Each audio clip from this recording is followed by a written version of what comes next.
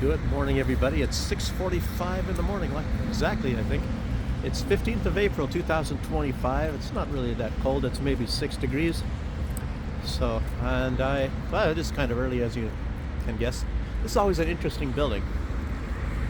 Well, let me get over here. I don't know. I have kind of a interest in architecture. It's probably some sort of a Soviet thing. I might have shown this before.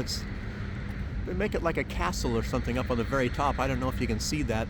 And that one part in the middle is like I don't know, I don't think it's an elevator, but who knows? Maybe it's a stairwell. I have no idea. But today, as far as news is concerned, let's talk about the big issue, at least geopolitically, what's going on now with relations with the United States and Ukraine and Russia and all that sort of a deal.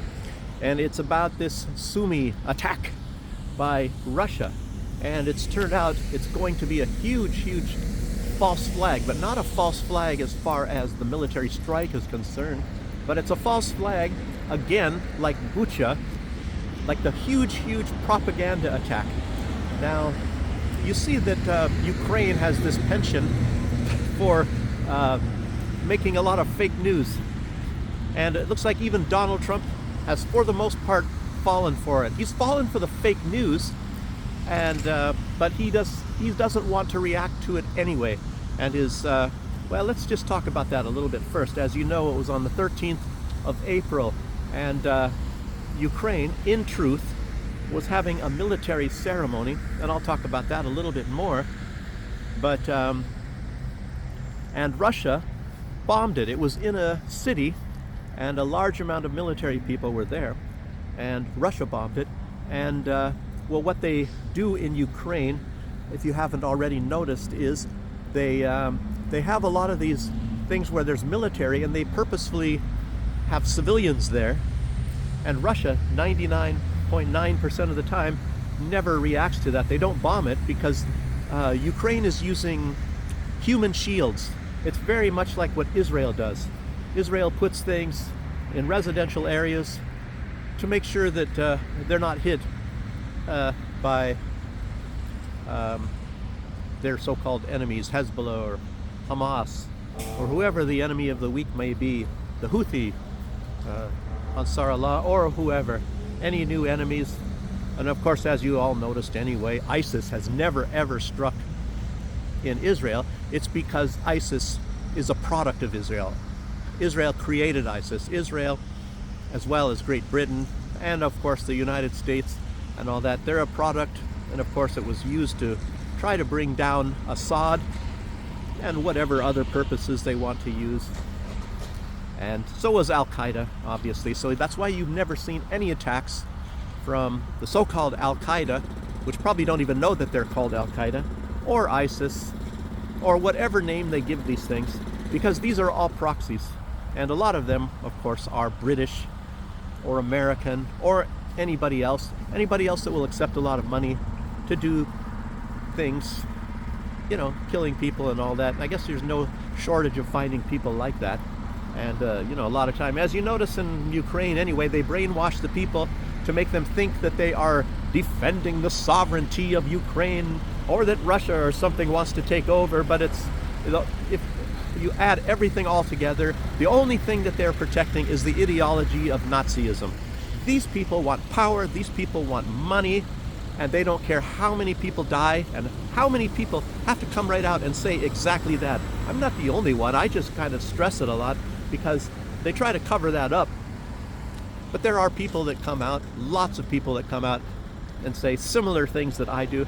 And anyway, let's start getting more into this information here. So, as I suspected, and I mentioned in the video, one way that the United States gets relief or wants to give relief of sanctions to other people is that these countries have to buy United States liquid natural gas. And I don't know, a lot of people are not talking about that so much.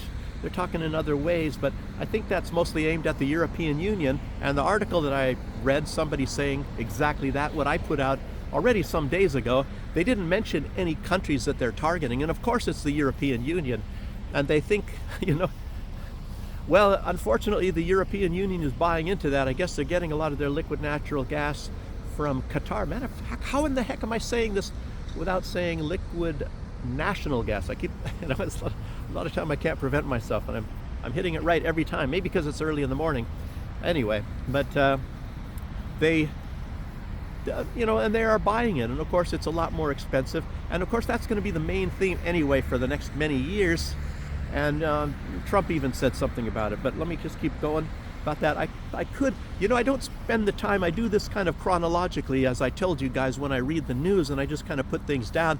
I don't have the time to do things like I would if I was some sort of a reporter on television and all that sort of a deal, and you start, I could do that, and it takes even more time, and I was actually doing that when I was working for Dave, but you have to start taking notes. I mean, technically you could write them all on these cards and then piece it all together and put one and how one leads into the other and all that, but I just do this willy-nilly from chronologically on how I read these stories, and over time, and something else develops and something else comes out, so I'll continue as I do that.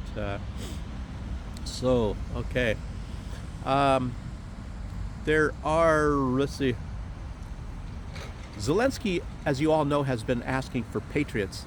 Give me more weapons, give me money, and weapons. I need this and I need that, but it's never enough. I want more. Whatever you give me, I want more. I thank you very humbly. I thank you very much, but it's not enough. I like to always talk about this character Uriah Heep. Somebody should make up some thing called Uriah Heepin or something like that, because Zelensky fits perfectly into that. The character in the David Copperfield, he's the villain in there, and you can look it up on Google. Just Google in Uriah Heep, and and skip the stuff about the band Uriah Heep. Just look at the character and what he's all about, and and it's like we're so humble. I mean, if you guys have read that, maybe you don't need to. It's a huge long book. I don't know. I wouldn't recommend it just to read it for that, even though it's not like Emily Bronte or the Bronte sisters or who's the other one that made Pride and Prejudice and all that. Some of that, to me, really boring Victorian literature stuff. The best stuff is Sherlock Holmes or Dickens and all that. They have at least some sort of interest when you're reading them. And the Bronte ones is just some, and Jane Austen. It's always just some woman in love with some weird type of guys or something like that, and that's not anything for me. Okay, so let's start start talking about this Sumy thing. And most of this video is going to be about Sumy anyway. It turns out Russia did actually attack Sumy, as you probably have already guessed, and I've already talked about that. And 60 I guess military people, or maybe it's just, I saw two reports. Some said it was 60 military, some said 60 people in all were killed, and I think maybe 100 wounded, and I think even some children were killed, a few. And of course, well, I don't want to get ahead of myself. Even children were invited to this. And when they have military ceremonies, and for some odd reason, I know about this because I was in the military, they have them on military bases. And they have them only where military people are at, At sometimes, you might graduate from, from basic training or something, but it's still on the military base, and people are allowed in to go watch this or whatever. But Ukraine does it right out on the streets, apparently, because it's, the human shield things, and they dare Russia, to attack them, and of course Russia did this time. Okay, anyway, but anyway, Ukraine even put their military weapons in places where they have civilians. And obviously Israel does this stuff too. A lot of countries do that because they know that maybe their enemy has a higher moral standing than they do, and they do not want to accidentally kill any civilians. But the United States always does. They always target things no matter what. And a matter of fact, as you all know, when you saw what happened in Iraq or elsewhere, normally the first thing they do is they start taking out the power supplies, the water supplies, and everything like that. And if Russia does that, then they're evil and war crimes. But it's very strange that when the United States does that stuff, nobody ever screams war crimes. But that's how that works. But it's the same with Ukraine. Everybody's ignoring the fact. They ignore the fact that, of course, Ukraine signed the ceasefire, and they're completely disobeying it. As a matter of fact, they go out of their way to disobey it. They're doing it as much as they possibly can. Exactly the things that they signed on this ceasefire, what they will not do is exactly what they are doing. And it's sort of like saying, look, we can do whatever we want. We are Israel. I mean, we are the United. We can do whatever we want because we're Nazis. That's what the truth of the matter is. And everybody's scared of us, So, and Kaya Kallas came out, and I guess that's also on video. She came out and threatened any European leaders, maybe higher administration officials from any country, not just the EU, but anyone that goes to the May 9th, the defeat of Nazism by the Soviet Union on May 9th, in Moscow, when they have this parade. And obviously, as you all know, for most of the Soviet Union still, but of course it's being wiped out. It's wiped out in Ukraine, anything like that. They're wiping the fact out that the Soviet Union, it's not like that they say that they alone defeated the Nazis, which is practically true. It's like if Russia would not have done that, we would all be saying Sieg Heil right now. But it was mainly Russia that did that. And 20 million people, I don't know if that was Soviet Union or Russian, and huge, like I said, a major portion, 1/3 of the population of Belarus was completely decimated because of this. So they paid, beyond any doubt, the very, very highest price. And it was a tiny fraction of Americans that died, very, very tiny. As a matter of fact, not even that many French or even Polish or British actually died from that war. But these people really suffered. They suffered very, very badly at a very, very high cost. And of course, that's why they celebrate that on May 9th. And they hope to get, where the people never forget this, at least on this thing, but never hold any animosity, even against those countries that were guilty of that. And I don't know, it's very strange that you have these forces in the West trying to do, it's just like what they do in trying to make maybe these people actually hate the West so they have a reason to go to war with them.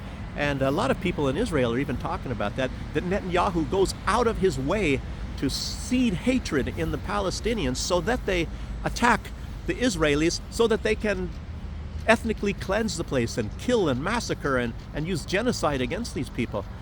And it's a lot of Israelis are even talking about that. They're very mad at Netanyahu for doing that. Very strange how this world works, But that's it. Okay. But anyway, Kaya Kallas, she's threatening consequences for anybody that will show up there. And of course, Viktor Orban said he's going to go there. Of course, it's obviously against China as well. Xi is going to go there. Modi from India is going to show up there. I think Robert Fico, I think he was the first one from Slovakia. And of course, unfortunately, a lot of these countries, including Hungary, obviously Slovakia, they have very little power. They have very little standing in the European Union, and they're going to be punished. They're already being punished.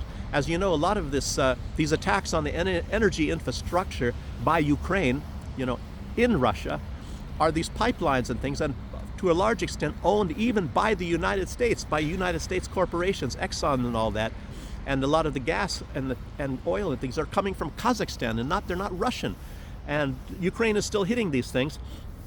And it's not necessarily 100% only aimed at Russia. It's aimed at Slovakia. It's aimed at Hungary. It's aimed at those countries because that's where the oil and the gas is going.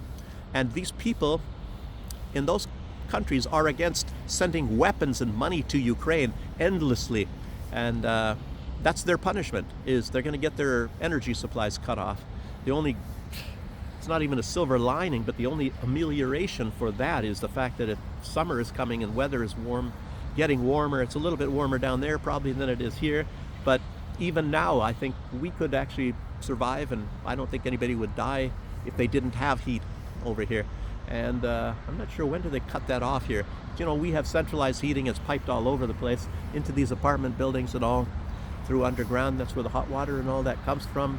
Of course, they keep the hot water on, but the gas or coal, even coal heating it will be cut off at a certain time, and during the summer we don't get it. So you can't heat your place. If you want to heat your place, you have to get an electric heater.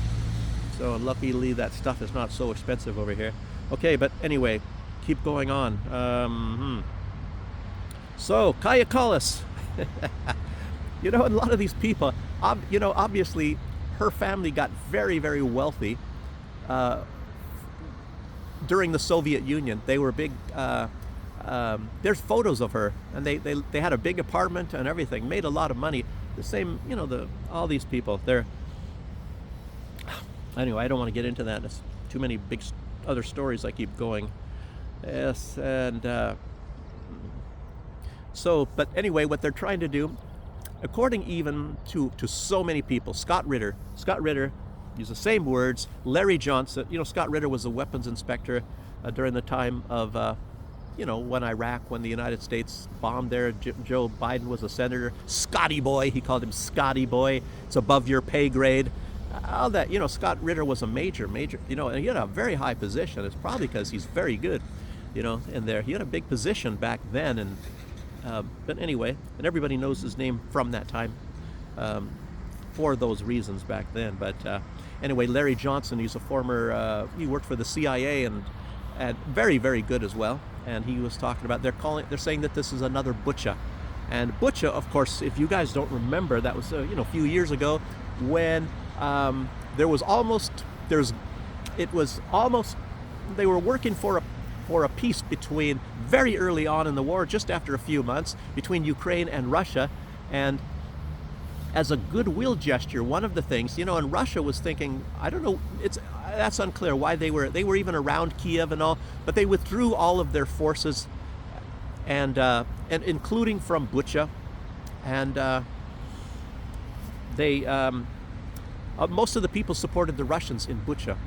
So anyway, and then they got like rations and things like that. The Russian food rations and things like that. And you know, some didn't maybe go along with it. They didn't take that. They were like, you know, Nazi-ish type people. You know, like Sieg Heil, Slava Ukraina. You know, which was the Nazi call from Stefan Bandera from that time. Slava Ukraina. You know, it's like, anyway. That's another story. So, but anyway, but when Russia pulled out of this as a goodwill gesture, you know, trying to, you know, like support this peace process coming up, and then as you all know, Boris Johnson went there at the orders partly of Joe Biden and who knows what, and he scuttled the peace process, and then Ukraine withdrew out of that, and right after that they started using Bucha. When Russia withdrew, and it was like a long time afterwards. Scott Ritter did a very good report on that. And then they said Russia killed all these people. They were killing all these people as they were pulling out. And it's a very well-known fact. A lot of those people were not even dead in the first place. They were playing dead, and they have even film footage of that. You know, all these like plastic body bags or something, people laying in the back of a truck. One guy's smoking in there, so he's got his arm out. You know, had a smoking thing, and somebody zeroed in, you know, on this thing of these body bags in the back of a truck, and you see a hand sticking out of the bag with a cigarette in it, you know, and going back in, and you know, the guy's smoking a cigarette at that time. And then they showed these cars going by on the streets, and you know, since the camera crew already went by, one person sat up, you know, in a body bag or whatever like that, you know. So it was all staged, and also it's not only it's staged, but they actually did kill a lot of people. But it wasn't the Russians; it was the Ukrainians. The police, like the head of the police in most areas in Ukraine, are very staunch Nazis. And what they did is they went to Bucha, and then when they found people that other people reported them as accepting food rations from the Russians, you know, because they wanted to eat, I guess, even if they maybe even didn't like Russia, but they got the food rations, and those people were killed. They killed those people, and they used those bodies as well to say that Russia killed them. Anyway, it's a big operation, and as you know, Zelensky, he invited, you know, leaders from the European Union, and they all said, oh, how terrible, how terrible. A lot of those people were already far on the side of Ukraine, and it doesn't matter. You didn't even have to take them there at all. You just had to show them photographs, and they say, yeah, it's terrible what Russia did. Oh, Russia, Russia, Russia. And anyway, but they had all this fake stuff, and they were showing these leaders, and oh, what just, you know, and that's one thing, you know. against Russia. It's just, you guys all know the circus. It's nothing but a big circus of propaganda anyway. And I think that, like, even J.D. Vance knows a lot about this stuff too. So anyway, I don't, but Trump seems to be falling for this latest one a little bit, it seems. Anyway, what else? Yeah, but it's like more, it's the same stuff I wrote down here as just what I was just telling you. But Ukraine at that time, they were riding much higher in the propaganda thing, and a lot of people now are a lot more suspicious about Ukraine, and knowing that they tell a lot of lies and and create all this stuff. And so Zelensky is now, he's coming out and he's saying that it was just a normal street and people minding their own business, and Russia bombed it. And most everybody in Ukraine even knows that. And as a matter of fact, this is actually very strong, what is it called? Information that is turning a lot of the Ukrainian people against Zelensky, because they know for a fact there was a military award ceremony going on at the time. But I'm getting ahead of myself. Let me start continuing here. Okay. Anyway, I wrote here, the penny has dropped. In Zelensky's case, the billions have dropped. Oh boy, what else? Wait, okay, let's see. I got to keep up with my notes a little bit here, because otherwise I might forget to put something important out. I do that once in a while. And I already mentioned here, I was going to say, that the Israelis are they're far better at using all this propaganda and these false flags and butcher type operations, than of course the Ukrainians are. And the Ukrainians have a lot of power in the media, and they know how to do that. And they've been set up for doing this for quite some time, for many years. And but the Israelis are just much better. The Israelis, they own most of the media. They own lots of the information that's put out in Hollywood or all of the news agencies. Most all of them are tied to Israel. Most all of them. And so they're much better. And if you look at what happened on their October 7th thing, and it's, they are so good. Israel is so good at this, that soon right after what happened on that October 7th, it became very obvious that Israel was the most complicit in doing that stuff, these attacks, and killing lots of Israelis. So, and of course the number of Israelis that were killed, of course they drastically exaggerated. I think what they said, 1,500. It turns out, I think maybe the amount of people that were killed was 300, I think. And then they talked about rapes and all that stuff. Well, apparently there was 0 rapes. There was no rapes whatsoever by anybody. And that was one thing. It was like, what's his name? Waters. When I turn the camera on, I forget the names. Jesse Waters. Anyway, the guy from Pink Floyd, he was on Piers Morgan, and Piers Morgan was acting as if he was there, and he knows that there were rapes. And gosh, what's his first name? Oh, Roger Waters. He should have said, were you there? Were you there? I wasn't there, and you weren't there either. But there is no evidence. There's 0 evidence, absolutely 0 evidence of rapes. There's no witnesses, none whatsoever. He should have said it that way. And Piers Morgan acting like he has, the what is it called? Has all the evidence and all of the information, and he is the purveyor of evidence on planet Earth. Piers Morgan is always like that. And it was, I don't know. You got to try to find that. With Roger Waters, he says, quiet down, quiet. And he starts talking to himself in third person. And, basically, because you get some super idiot like Piers Morgan. Candace Owens, she knows a little bit more on how to deal with Piers Morgan. I think she plays kind of nice with the guy, because obviously it's on his show. And a lot of people, they don't take this crap from Piers Morgan. Piers Morgan is just an elitist propaganda mouthpiece. I don't know. I haven't even heard from him for a couple of months here. So, but anyway, it's fake anyway. And Israel killed those people, and Israel, they knew about this. Apparently there's way too much evidence that they knew about this. They're the ones that practically even planned it all, because what it was is Hamas was just trying to get hostages so they can exchange them for the thousands and thousands of hostages, including children, women and children, that Israel holds. And they just wanted to exchange that. And they didn't have this huge firepower. You know, it looks like, you know, Israel's trying to make it look like Hamas had huge firepower, and of course a lot of people buy it. And the what is it called? The flood, the absolute flood. And of course Israel, they have thousands of people working on the internet to get rid of lots of information. They have thousands, and they employ thousands of people to try to find any information that is against Israel, and they get rid of it off the internet. And I don't know. As you know, Bill Gates is an expert at that too. He has disappeared lots of information. I don't know, this is incredible stuff. It's incredible how people can disappear information, and you just can't find it. You can have the best experts on earth, and you will not find that real, true information anymore. It's all gotten rid of by Israel or Bill Gates. Some people are very, very, very good at this. And anyway, they disappeared a lot of that information, and I even trust, I don't even know what I want to say. I distrust my own head and say, I did learn that, and I know that it's a fact what's going on, and because they disappeared all the information, and you have even people that know that in Israel government is really nasty, dirty people, and they're even now going around and acting as if that was the real thing. And they're saying, oh yes, but well, they maybe killed some 100 people, but now why is Netanyahu killing tens of thousands of people? Does that excuse that? Well, why don't they come out with the truth and say that Israel was the one that actually killed the vast majority of all those people, if not all of them, what happened on that October 7th. But anyway, I'm getting ahead of myself. Oh, I don't want this to be too long of a video. Okay.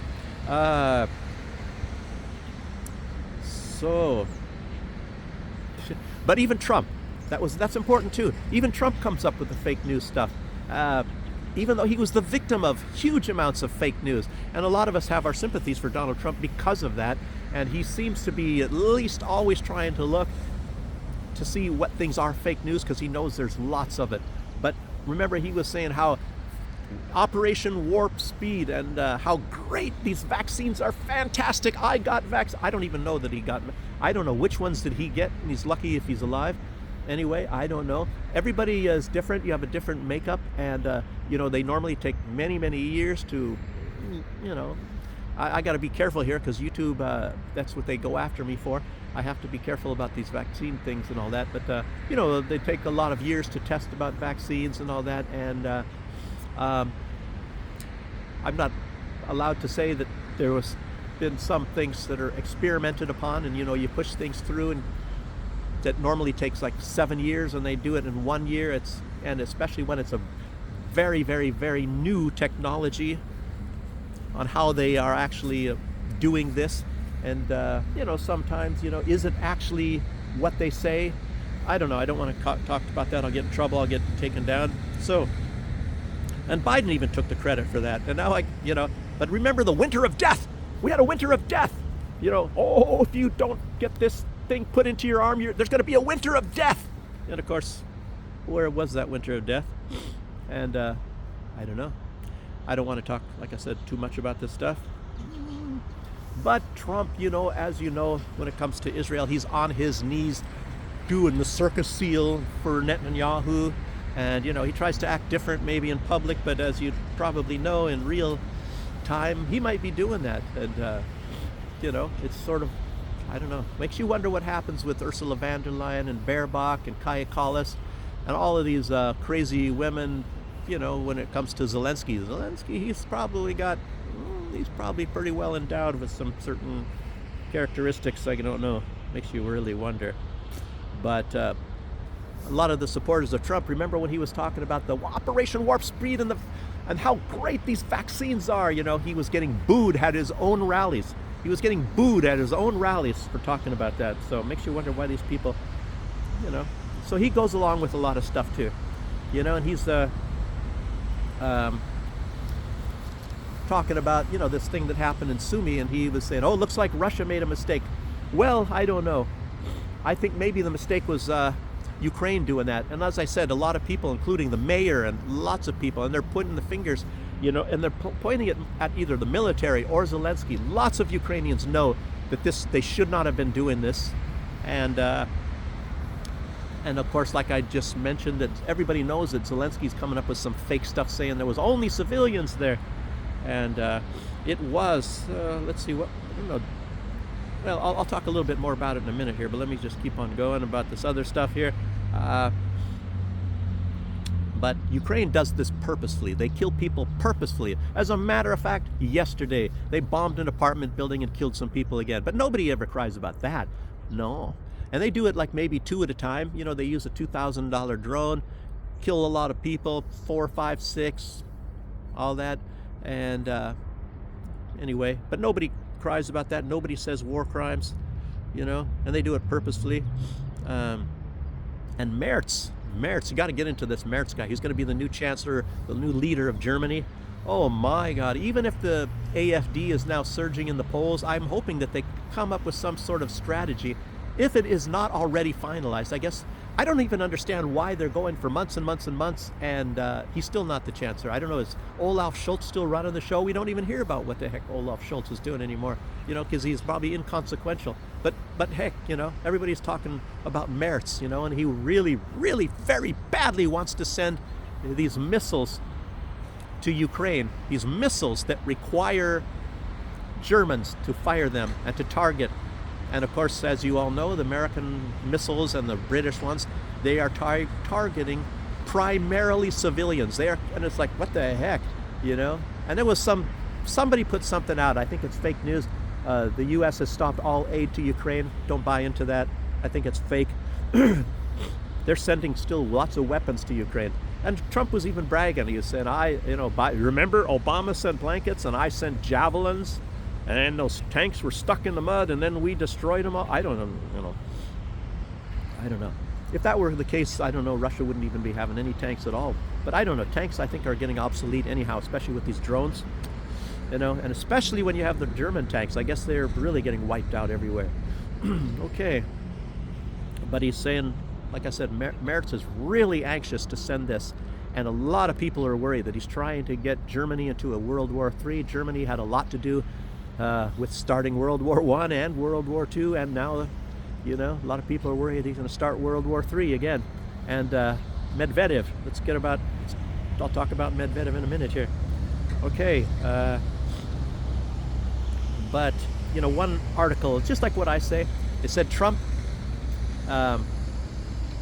you know, he is so, and a lot of people are stressing this too. They say he's criminally wrong in the Middle East, which he certainly is. Because he's on his knees in front of Netanyahu going like this, obviously. And Netanyahu, Israel always gets what Israel wants. Like I said, Israel, for the most part, I always wonder, well, who's the world power? Is it Israel or is it the United States? Is it the United States that has a lot of this stuff? Or is it the entity that controls the United States, at least in foreign policy, you know, in the Middle East, maybe even beyond the Middle East? I don't know. That's probably why Russia, you know, knows that Israel, the government of Israel, is a bunch of dirty scumbags, but they don't do anything about it, because if they did, then Israel would use their power of, of persuasion in the United States to maybe even do more to Russia. And then, I don't know, it's just politics. Trump's envoy to the peace process, Kellogg, he's buying into it and thinks that Russia did this, and he's buying everything. That's probably why Russia doesn't like this guy, because he buys into everything. And his daughter, I guess, makes a lot of money, something with Ukraine and all. So he's a stooge of Ukraine to a large extent as well. It's just like Trump is to Israel, and they say it's his daughter, but Trump, as I already gave my theories about the election and who put Trump in, and it wasn't the deep state, it was Israel. That's another story. Okay. Okay. But what about when Ukraine, it was a Russian soldier, they believe it was a Russian soldier using his cell phone, and Ukraine used that to get the signal, obviously from the United States. They used U.S. weapons, they used U.S. satellite data and everything to kill 100 Russians sleeping in their beds behind the front lines back in those days. And nobody called war. Russia didn't even say war crimes or nothing. But, you know, no, it's a war crime when Russia does that in Ukraine. You know, anyway. You guys know what I'm talking about. Okay, now what was going on was an award ceremony, and I guess what they were hitting was, and they invited children and everything else there, but luckily not many showed up. But it was the 117th Territorial Defense Brigade. They were getting awards out on the streets. Yes, so now let's get to what Medvedev said. Medvedev said about Merz. And I guess Merz, just like a lot of people, and I don't put much of anything behind this, but Merz, of course, his father was a big Nazi, I think, and Medvedev put out his words were "think twice, Nazi," because he's talking about Merz really, really, really anxious to push these missiles into Ukraine. And a lot of people are talking about that could open up Russian hits on Germany, because Germany would definitely be escalating. At a time when Trump is trying to de-escalate, Germany's trying to escalate. And of course they want to be the big shots, like Macron and Starmer. They want to puff their chests out and run around and saying, I'm a war president, I'm a war leader, and, make themselves look tough. I'm going after Russia, but like when Medvedev said, think twice, Nazi. I don't know how much success has Europe had against destroying Russia. They did have a limited success back when they sent their agent, whose name was Lenin, to start the revolution back in 1917. And Lenin withdrew from the war, but Lenin, he was sort of half-half. Sort of like what the United States did. They put these puppets in, like Noriega and all that, or Karzai, I guess his name was, in Afghanistan, a lot of people. And then they start having sympathy for their own people. And then, of course, the U.S. has to turn on them. And I don't know. Sometimes history repeats itself in those ways. But, yes, okay. And Merz, he's really screaming to destroy the Kerch Bridge. And that's a civilian bridge now. Russia does not use that anymore since, they have these territories. All military logistics are used inland. They're used by inland. They're not used to send anything across that bridge. And it's not because of the attacks necessarily. It is a little bit, I'm sure. You've got to think about that. But I don't know. But they're sending. They don't have a need to be using the bridge for everything. So they're sending military equipment and weapons and all that by land and not by that bridge. Okay. Okay. So let's see now. Getting close here. Yeah, there was this interview. Trump's doing a lot of interviews, as you guys see lately, and he's even bragging about that. Yeah, look, I talked to you guys. Biden was hiding or whatever. Biden was sitting on the beach eating ice cream cones or sleeping late, things like that.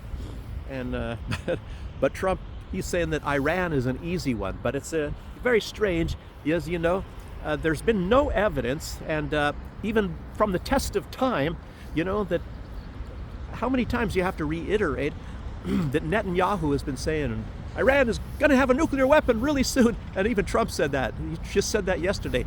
Iran is going to have a nuclear weapon soon. Apparently, he kind of puts these words in here as like maybe conditional so that you can say, well, I never said that. I know leaders that do that. They put in some sort of word, or even if they don't put in the words. I was living in St. Vincent and the Grenadines, and the Prime Minister put out a lot of stuff and said, I didn't say that. They do this sort of thing. And a lot of time, Trump is being a little bit more careful. He's putting in these words, to give him a backing out, to say, to make it so it doesn't look like he's really stupid, that he believed a bunch of fake stuff. And maybe he really doesn't actually. Maybe he did that purposefully because he doesn't believe it. I don't know, but as you know, he's got to do this to Netanyahu. So, because Netanyahu maybe had something to do with putting him in the office of president. So he's got to at least act the part. So, yes, so he's threatening Iran, and Iran is starting to think, well, maybe we have to get a nuke. Look at how Trump is threatening to bomb us like that, And of course, I really don't think, he said, Trump is saying that Iran is an easy one. So how is he going to solve this predicament? Because he might have been put there to bomb Iran. He might have, you bomb Iran and we'll make you president. And it's just like what happened with Johnson. President Johnson said, you make me president and I'll give you your goddamn war. Talking about the war in Vietnam. And Johnson also, he was the first president that really, really was madly in love with Israel. And they say he was a closet Jewish person anyway, even though Israel doesn't necessarily have to do that much with Judaism. It's a power thing. To tell you what, I don't know everything about Israel. I don't understand it all. I don't think anybody really does. It's probably kept secret. It's a big money laundering scheme, as you know. U.S. sends huge billions there. Lots of it comes back and pays the politicians. Maybe that's what it's all about. That's all it's about. Maybe. It's because you side with Israel and you're going to stay in office. That's normally how it works. I don't really know about Bernie Sanders. He gets his money, obviously, as it's been put out already, from Big Pharma. Big Pharma's probably tied to Israel, too. And they're tied to CNN and all. I mean, these are really weird. Bernie Sanders, he's coming out talking against the oligarchy and all.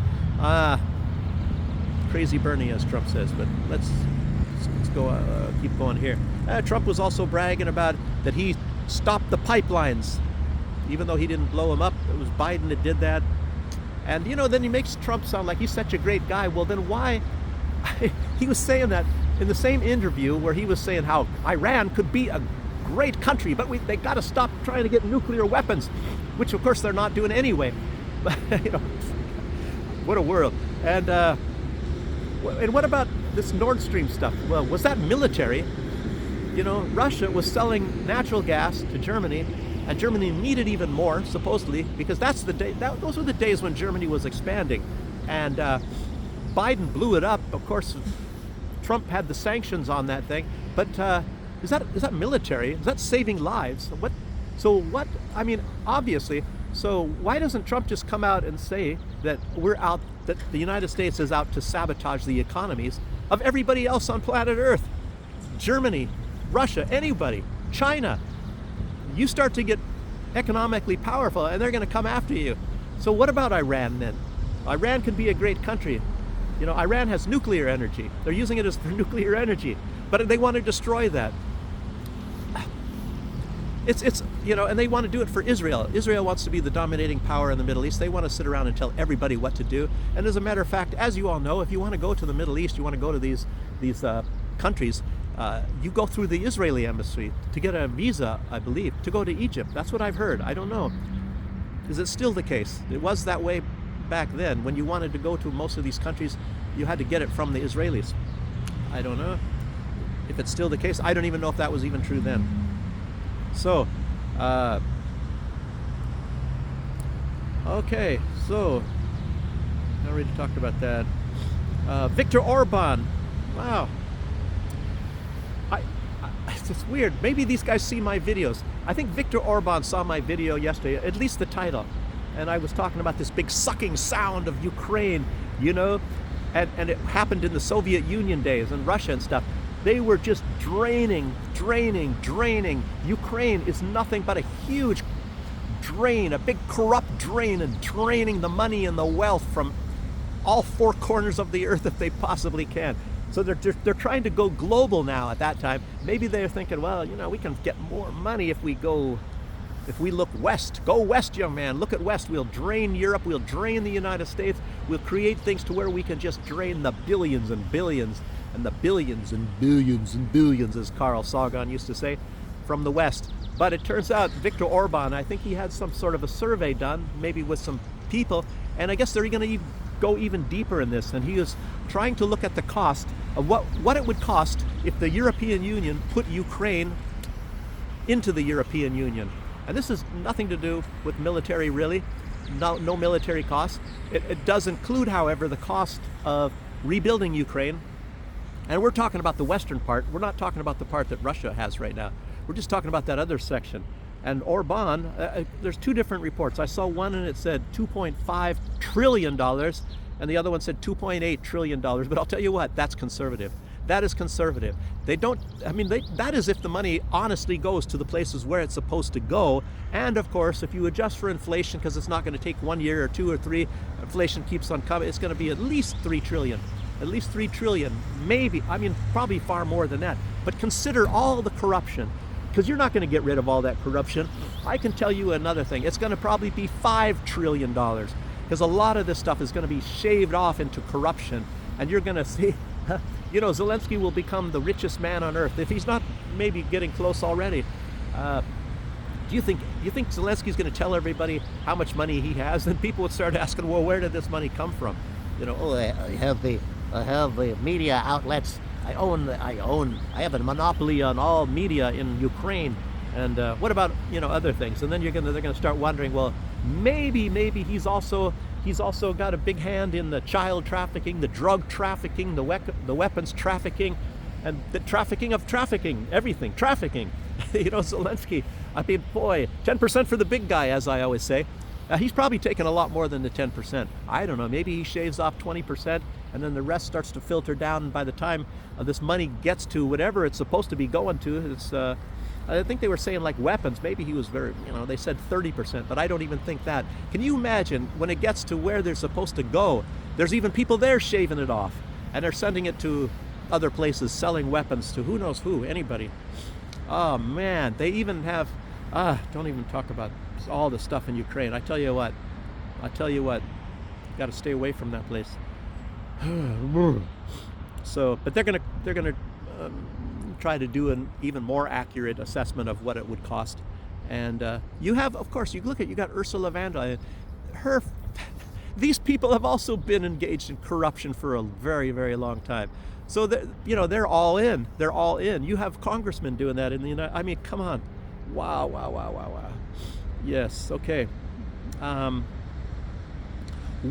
thing I was talking about Scott Ritter, and one thing he was stressing, and it's very true. Scott Ritter has he's a very intelligent guy. A lot of people don't give him credit. You just look at him as some kind of a Marine, and he knows like a lot of, you know, he's put out a lot of really interesting stuff. You know, he gets overexcited, sure, sometimes, a little Alex Jonesy, you know, but anyway, it's not like you can discount the information that he's telling you. He's just enthused about it.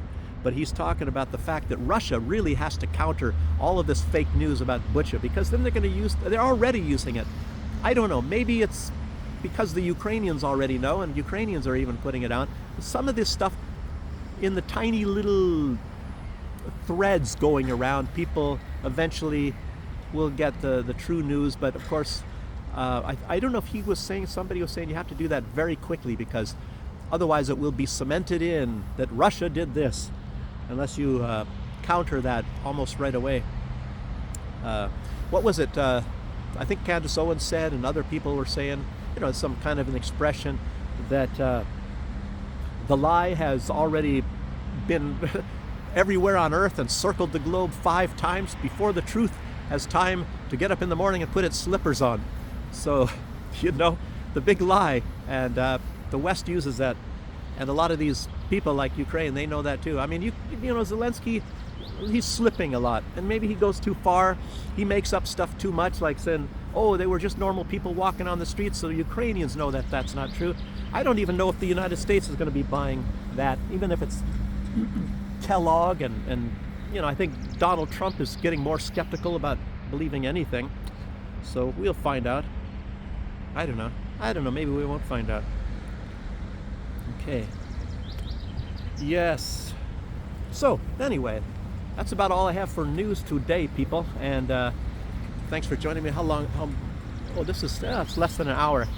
I don't know. Yesterday it didn't take that long. I mean, normally, like when I'm uploading these things, you know, obviously a lot of times it stops uploading, and it'll be next Easter 2026, if I don't do anything. So I have to stop it and then start it all over again. I don't even know if that's YouTube. I don't know what the reason for all of this stuff is. I suspect YouTube, because they do a lot of stuff to a lot of people a lot of the time. So anyway, so we'll see. I'll try to upload this. I got to use this phone by the time I get to school, because like I said, when I'm uploading a video, my phone is practically useless. I can't do anything with it. You know, you can't even translate one word. It doesn't work. So I got to get this going. And thanks for sticking with me, guys. I know, you know, a lot of this stuff, you can get a lot of news everywhere, and I'm trying to sum up a lot of the more important things. you know, and I know there's some of you out there, you know, some of you appreciate this, and YouTube is not going to send this to people who said, well, we think you might like this. They're not going to send my stuff there. There's a lot of people in a lot of categories, maybe in humor and everything, that they don't send out to other people. I don't know why or how, you know, YouTube picks their favorites or whatever. And then of course there's a lot of fake stuff. I already mentioned a few times that there was some rapper that nobody's ever heard of, and he had over 1 billion views. 1 billion views of some guy that nobody's ever heard of. You know, and it makes you wonder, well, where are all these billion people? That's, you know, billion. I mean, that was what, triple the amount of people of everybody every person in the United States would have watched it. Oh, come on, you know. I mean, maybe he wasn't even Chinese. I think it was some black rapper guy or whatever that I said nobody's ever heard of, and he's singing in English anyway. So it's fake. It's just fake stuff. And of course they destroy the number of views on people that they don't like. So it's all. And it's like, one day we're going to hear about it and say, oh wow, that really surprises me that YouTube is cheating on all of this stuff. Oh, I would never have thought about that, you know. So anyway, guys, it's like when another thing, I get like 5 likes and only 1 view or 2 views, or I don't know. You guys know the deal. Okay, well, thanks for joining me. Thanks for supporting me, you know, and I'm glad you like the information, and I'll try to keep going. Thanks. Have a good day. Bye-bye.